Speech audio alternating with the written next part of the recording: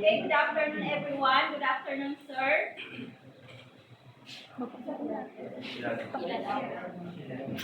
I am Arbaina Uday and I am the second reporter. I will tackle about the partnership in multi-grade teaching. Okay, who wants to? Jessica. Or the ERA, sir. Partnerships are essential to support teachers, enhance the quality of multi-grade education, and effective collaboration in schools. Okay, I saw you give an insight about multi-grade.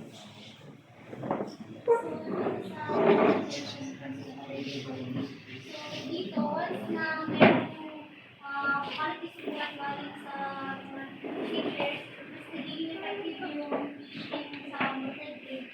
Kasi mas nakakatulong si teacher para mas maging engaging yung activity. Kumbaga si teacher mag-promote sa dalawang para mas advance. Although meron silang diversity, pero at heart, magiging one sila learning environment.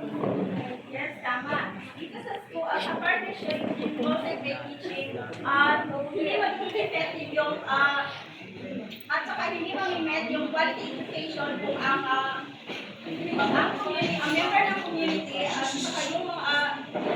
saka yung member ng schools, at saka yung mga parents ng mga students ay hindi makikipag-cooperate sa bawat isa.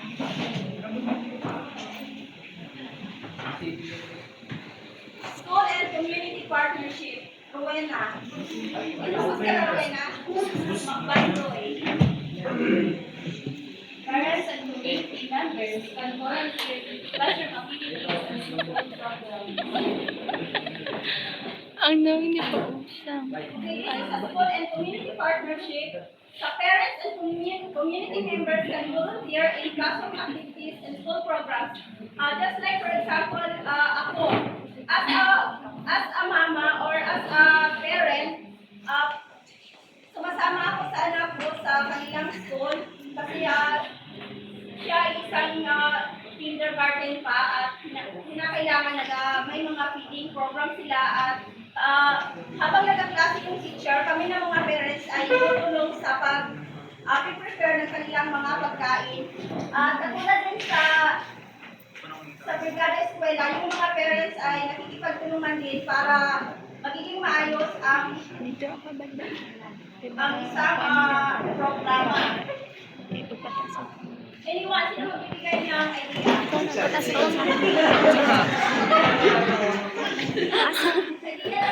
Asa tek? Dara sa parents. Asa rete? Ay, parents security.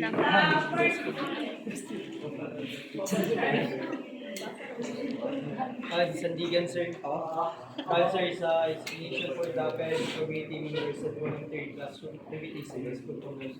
Especially na gina-activities na ikaw natin, sir. Di lamang yun na classroom activities na ginatukoy din, sir, kung yung activities o ano yung sabi na assembly na doon natin malaman kung ano bang laman o ginagawa ng mga bata dyan o anong mga rules ang provide ng school para malaman din natin.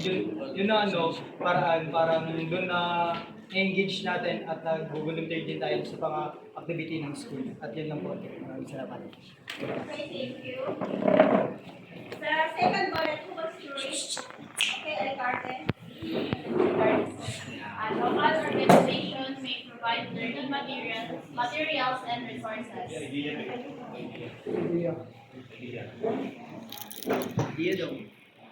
Dito naman sa local organizations, may provide learning materials and resources. Ang mga katulad ng sa Barangay Kabati, si Sir Sandigan, nagbibigay sila ng mga donations yung katulad ng mga school support, yung school supplies, school supplies, nagbibigay sila para yung pakulangan ng mga resources sa isang eskwelahan ay mapupunan. Ikaw na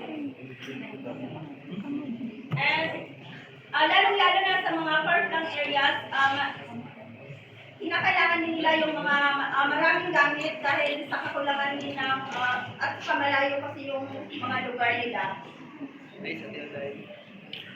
Sino ba magbigay ng idea? Adeline.